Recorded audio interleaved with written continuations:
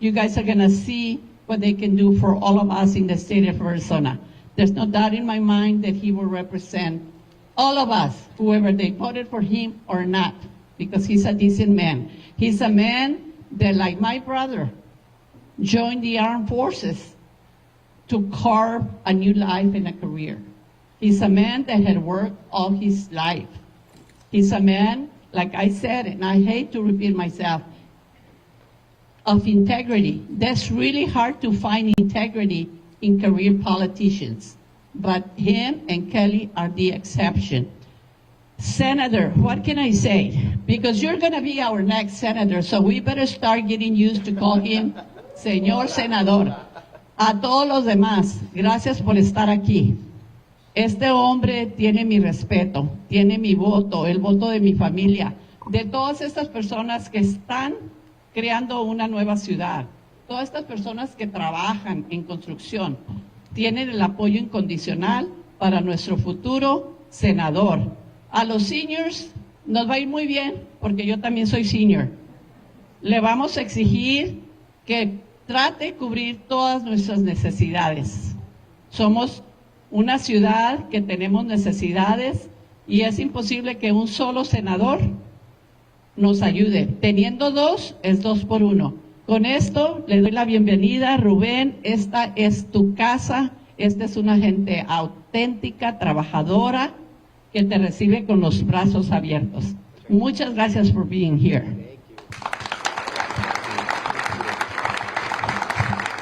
Muchas gracias, alcaldes. My name is Ruben Gallego, for those who don't, and I will attempt this in Spanish too. So, my name is Ruben Gallego. I'm proud to be running to be your U.S. Senator, and I love border communities because I grew up in a border community. My family, on my dad's side is from Chihuahua, Mexico. I lived in Chihuahua for probably 5 to 6 years and used to go back to Chihuahua every summer to go work on the farm.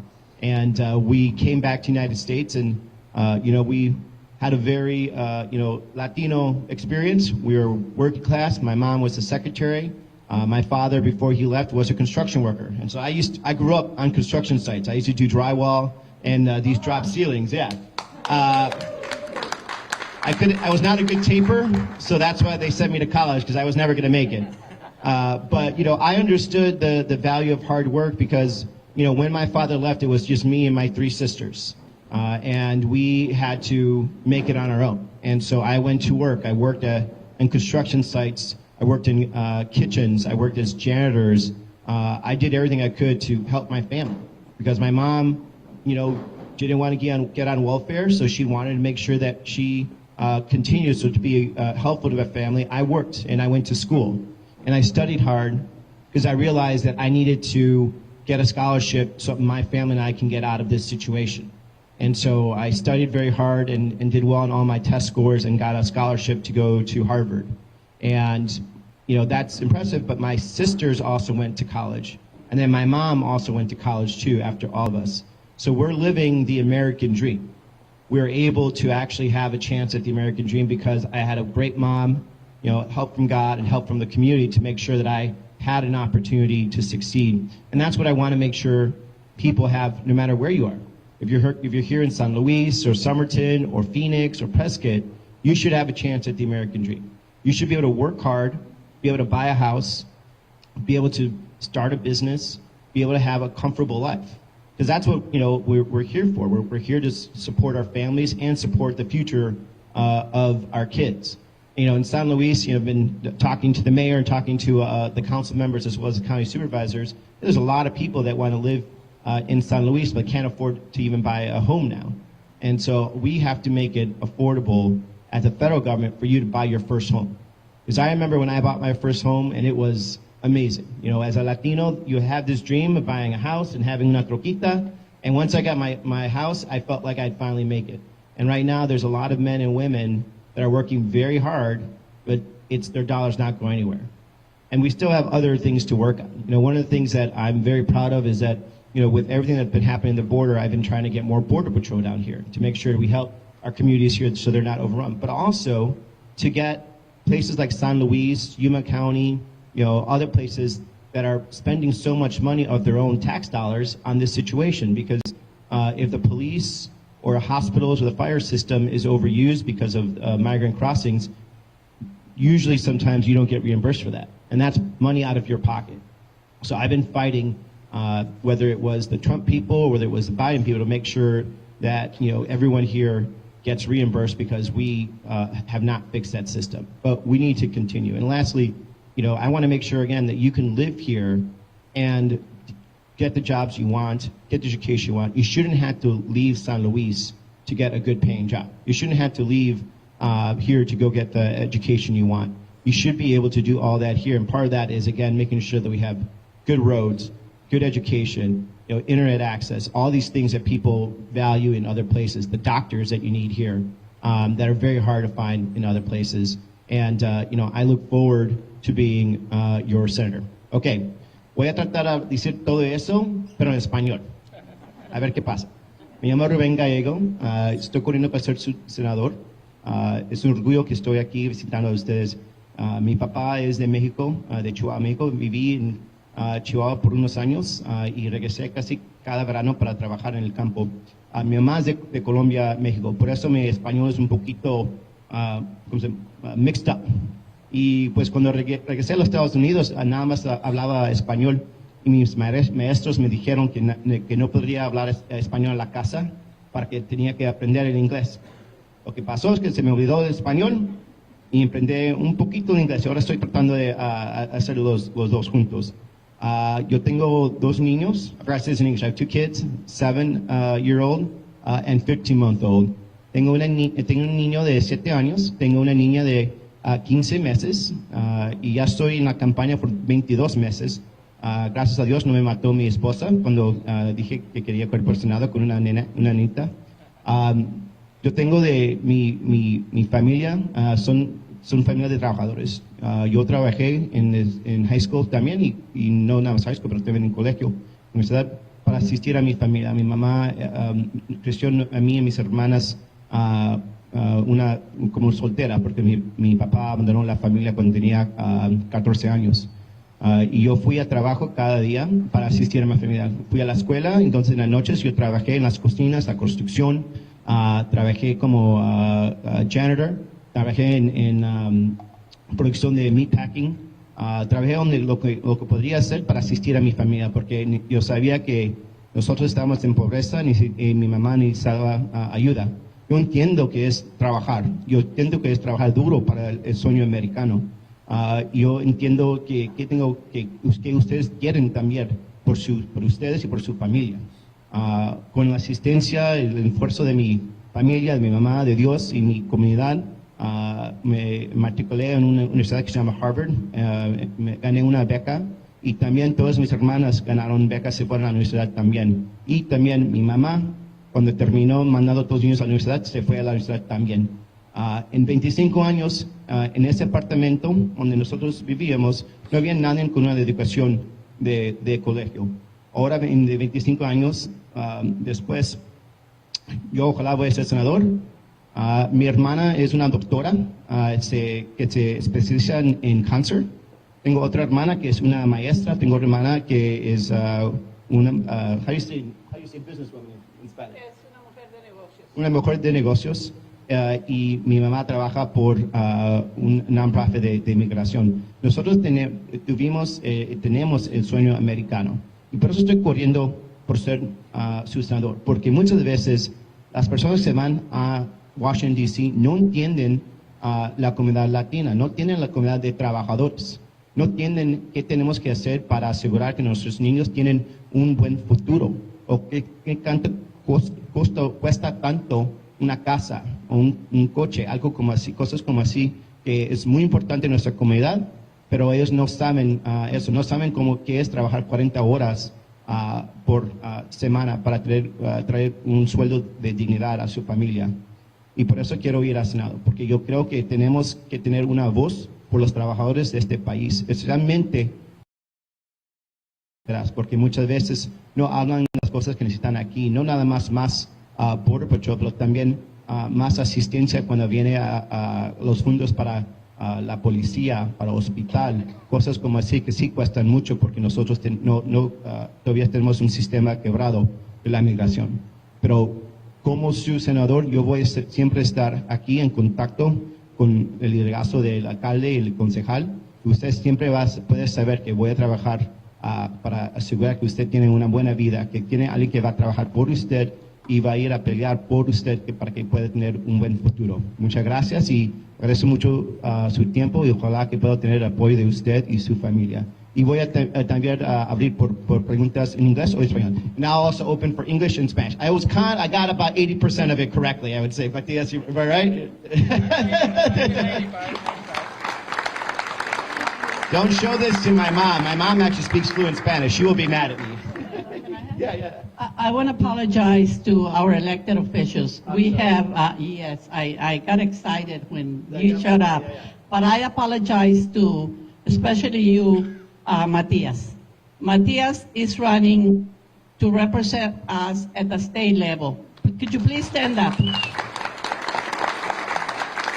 You elect this man, you're going to have representation. Le pido disculpas a Matías porque no lo nombré al principio, un error de mi parte. Este señor que ha servido por 12, 14 años a nivel de concilio aquí, de concejal, está corriendo para un puesto estatal. Merece que todos ustedes lo apoyen. ¿Por qué? Porque por primera vez vamos a tener true representation. Uno de nosotros. Matías, gracias por el sacrificio. A la señora Gloria Torres que se me está allá. Councilman Torres, por favor. Esta señora ha dedicado toda su vida a servir a nuestra comunidad. Hay que honrar a quien honor merece. Esta es su última vez que va a servir en el concilio. Hay que reconocerla, porque cuando estás allá recibes muchas quejas, muchas críticas. Y nadie sabe los sacrificios que todos nosotros hacemos con nuestras familias, con nuestras carreras para trabajar por ustedes. Gloria, de todo corazón, gracias. Gracias. A Parks and Rec, que pusieron todo este esfuerzo en menos de 24 horas, ¿qué les puedo decir? Muchas gracias. Gracias. We're so proud of you. And, yes, gracias. Charlene, can you please stand up? Charlene. Yes. Charlene es una persona que se ha dedicado toda su vida a servirles a nosotros aquí en nuestra comunidad. Y tiene un hijo que se llama Brian Fernández, que nos está representando y que está corriendo. Cuando ustedes miren su balota y miren Brian Fernández, cuando miren el nombre de Congressman Gallego, cuando miren el nombre de Kamala Harris, cuando miren el nombre de Matías Rosales, todas estas personas que están dispuestos a trabajar por ustedes, por favor, no se les olvide. Vote loco and consume loco. Gracias, Congressman. Preguntas para Congressman, future Senator. Sí. ¿En inglés o español si tiene preguntas? A ver. Qué fácil, ya me voy. ¿Nada? ¿Alguna pregunta? Sí, señora. Or yes. Yeah, whatever you want. Jasmine Samudio, City of Somerton Economic Director. I have, first of all, thank you for coming to our community to represent us. I've met you in the past at the Tamale Festival. The Tamale Festival, that's right, yeah. So it's very nice to see a familiar face come visit us often. I saw under your economic proposition in your website that you're going to take attempt to make some changes in our border. What are some of those changes you are trying to bring to us? Well, it's going to be a couple of things. Number one, I also want to make sure we expand our ports of entry. And we're losing a lot of business to California and Texas because our ports of entry in Arizona are much smaller than them over there. And we don't even have the other infrastructure we need in a lot of our ports of entries, like chillers, to bring in some of the crops and perishables that come in from Mexico. And so right now, a lot of it's just being channeled right into Nogales, because Nogales has the largest amount of chillers. So I think I want to work on that form of the infrastructure right there. open up more ports of entry, more customs and police officers with the technology so they could check everything on the way in, because fentanyl, 80% of fentanyl that comes into this country is coming through ports of entries, and they're coming through the vehicles. There's enough technology for us to check it, but we haven't expanded that. One of the things that happened, when we had a border compromise bill, was there was supposed to be money there to add more of the technology onto the border to check for fentanyl. And when it was rejected by Donald Trump and Kari Lake, that really slowed us down. So we need to go back, put that in, add more customs. And then we need more Border Patrol and more immigration judges. The Border Patrol, just because if you talk to Border Patrol, and I've talked to Border Patrol here in the human sector, and I've talked to Border Patrol in the Pima sector, in Nogales, and even in Douglas, they feel overwhelmed, right? Because they're trying to do two jobs. They're trying to do Border Patrol, and then they're also at the same time doing refugee services.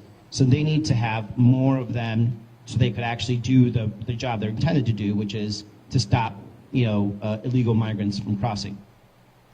But we need to have the judges here, not like anywhere else, but here, so that way when these asylum seekers come, especially because a lot of them don't have a justifiable claim for asylum, they get rejected right away, and then they start going back.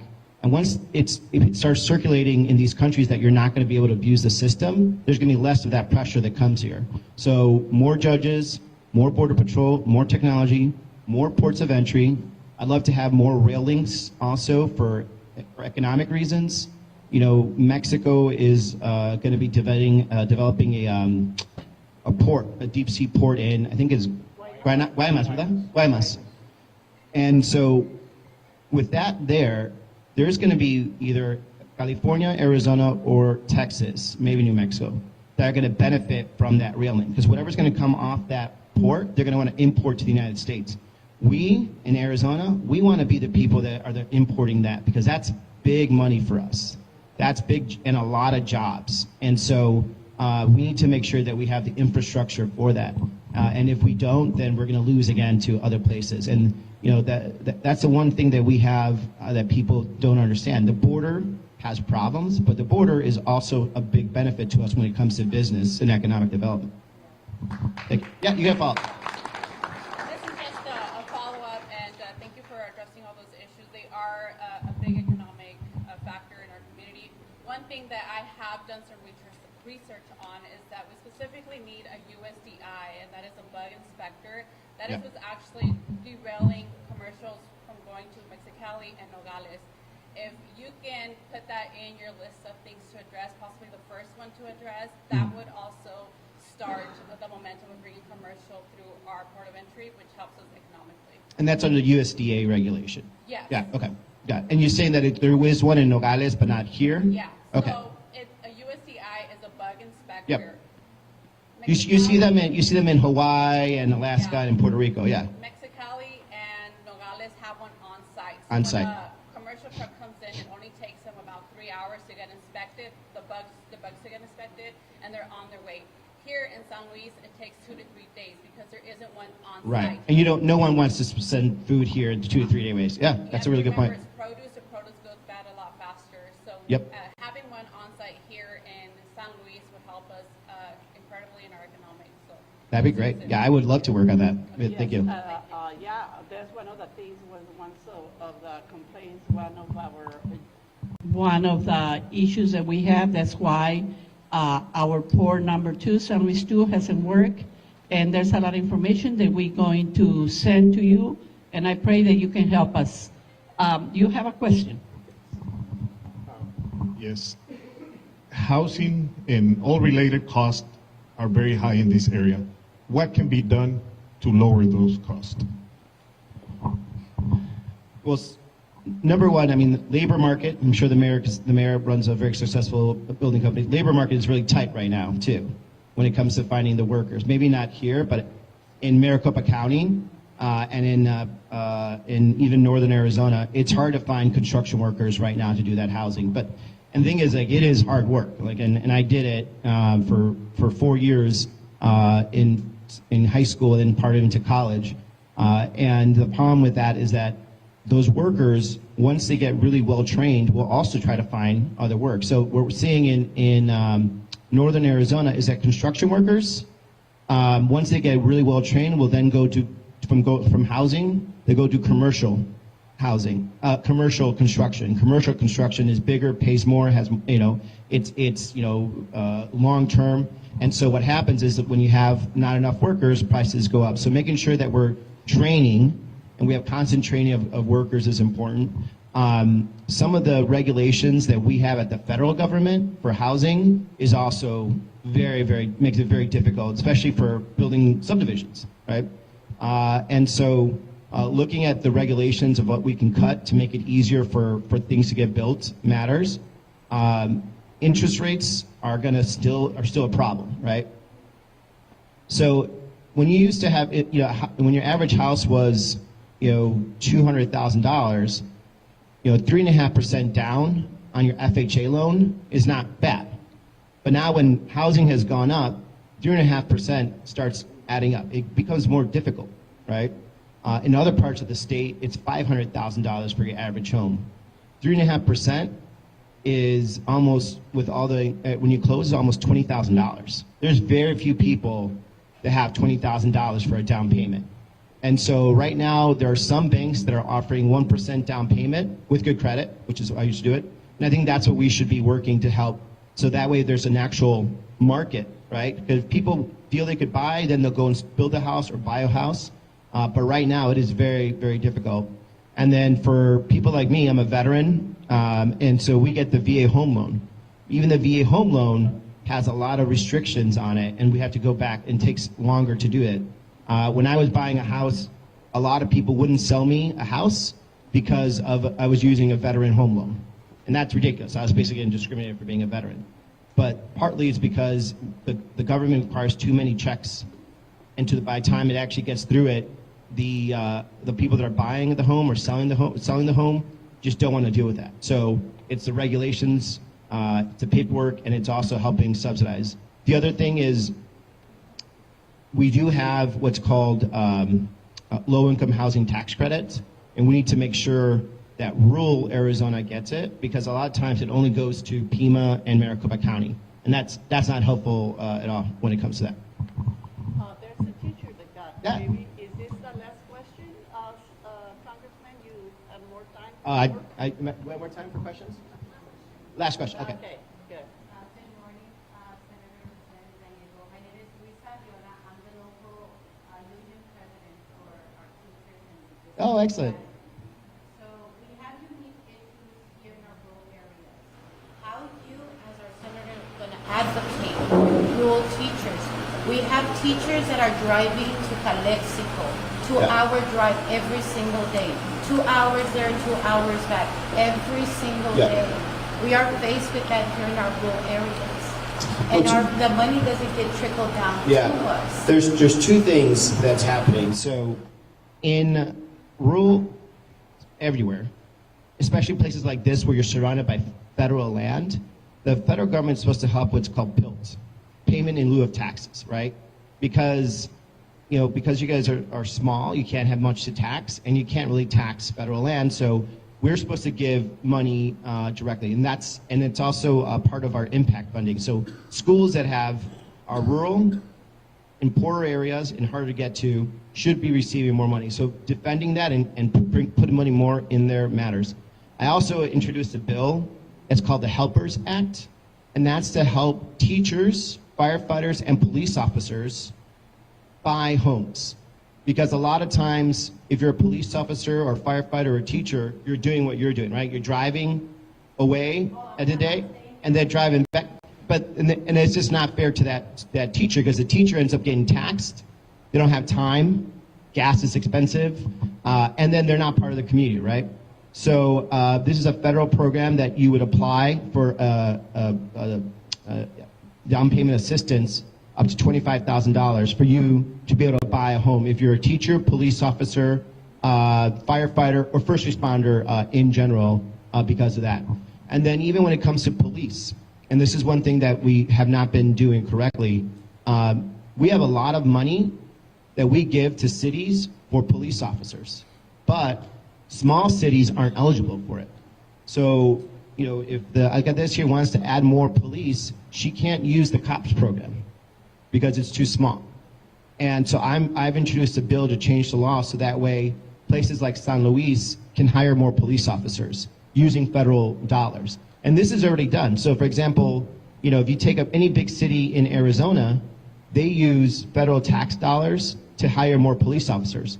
But if you're a police entity, a police or a town with less than 50 police officers, you're not eligible, which is crazy, right? Because towns also need police, right, and police protection. And you pay taxes, right? You pay federal taxes. Why shouldn't you be able to have police officers that come, that are paid with your taxes? So I'm changing the law. I'm trying to change the law so that way, rural Arizona also can have more police officers too.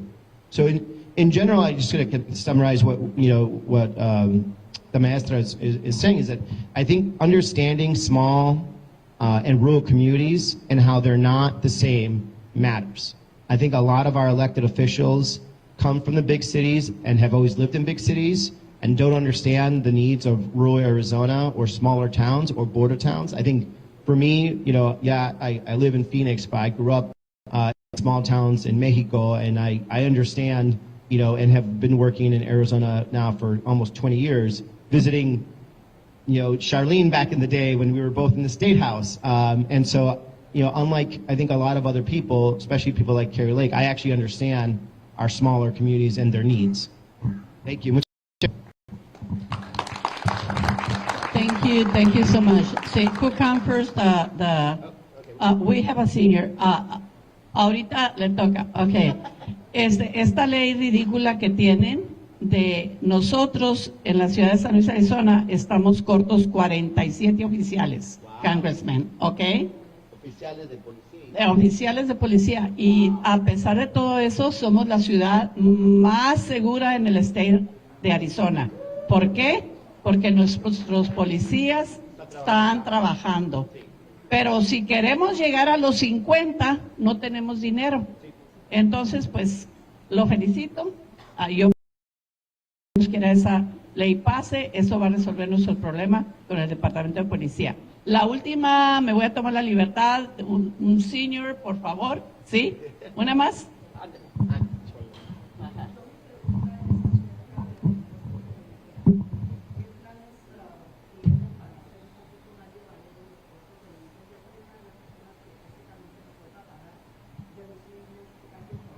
¿Costo de energía?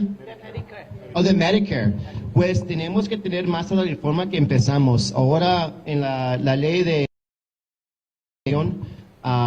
bajo los costos de medicina, por ejemplo, la insulina es $35 por mes ahora. Y también empezando el año que viene, por los ancianos que están en Medicare, en total usted va a pagar $2,000 por todas sus prescripciones, por todos. Si es mucho más, si es mucho menos, si es mucho más, todavía va a ser $2,000 en total. Y la otra cosa que podemos hacer más, continuar, es que las compañías de farmacia, prescripciones, ¿Las farmacias? las farmacias, las compañías que hacen las drogas, el año pasado empezamos en una negociación con esas compañías para bajar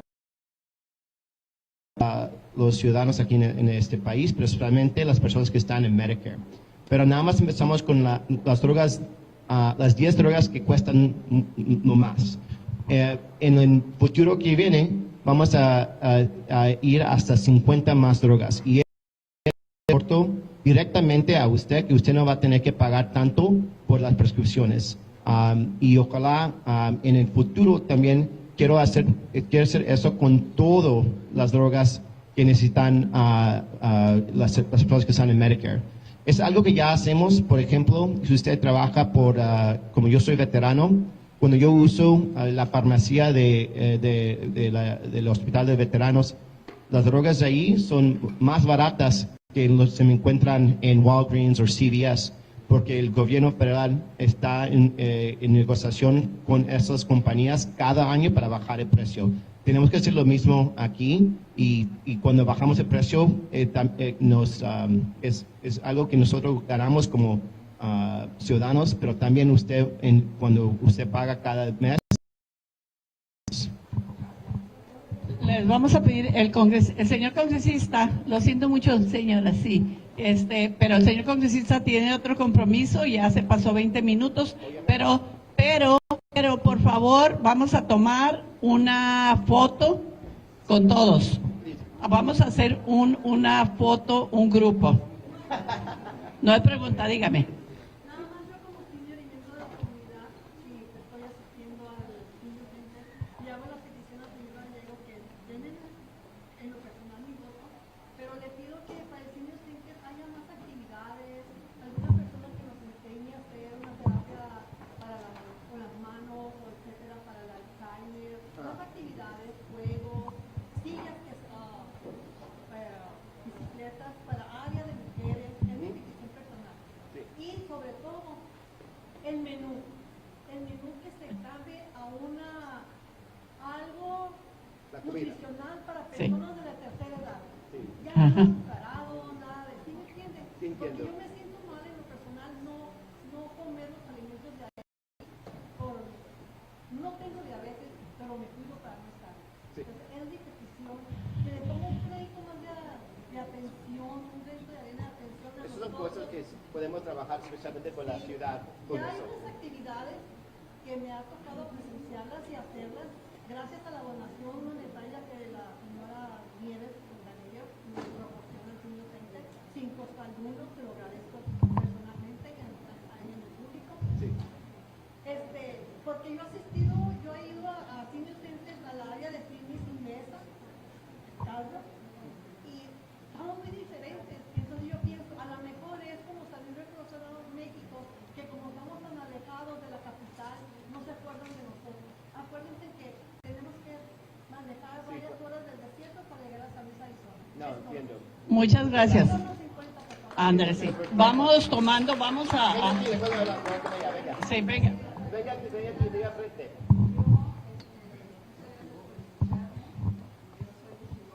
Ah, ¿qué tal? Ay. Mi familia es de San Borja.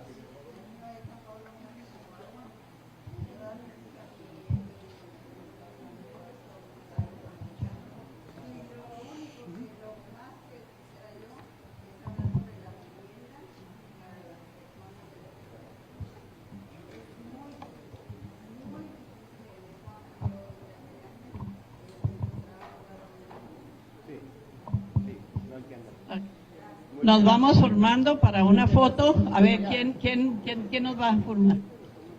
Ok, me va a pararlos entonces para una foto.